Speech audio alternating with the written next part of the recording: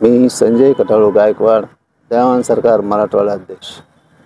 19 तारखेला आम्ही परभणी आयुष्यू हॉस्पिटल यांच्या विरोधामध्ये माननीय कलेक्टर साहेब यांच्या कार्यालयासमोर बसलो आहोत.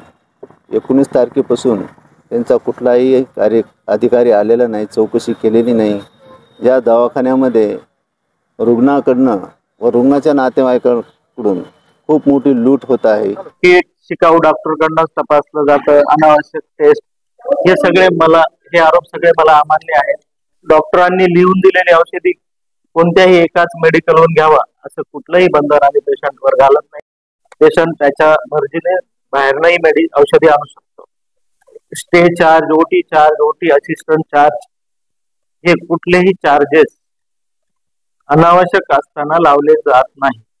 त्यांनी जे आरोप लावले, एकतर त्यांनी कुठलाही पत्र मला दिलेलं नाही, कुठल्या पेशंटची आर्थिक लूट केली तेही नाही दिलेलं आहे.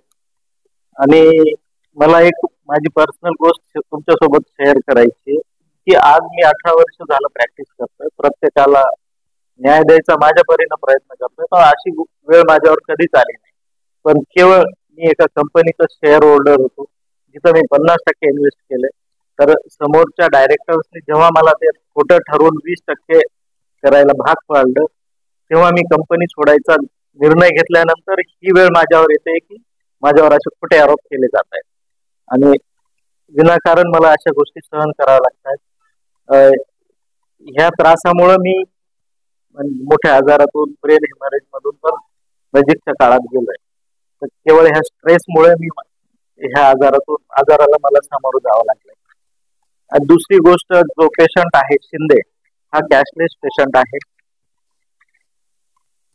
माझ्याकडे पूर्ण रेकॉर्ड आहे. कॅशलेस कंपनीने हॉस्पिटलला 10,997 रुपये पे केले.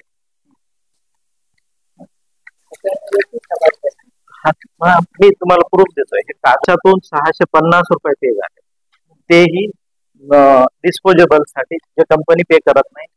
कंपनीने सांगितल्यामुळे ते त्यांना मेडिसिन आणि ड्रगचे 650 रुपये पे केले. त्याची पावती पेशंटला दिलेली आहे.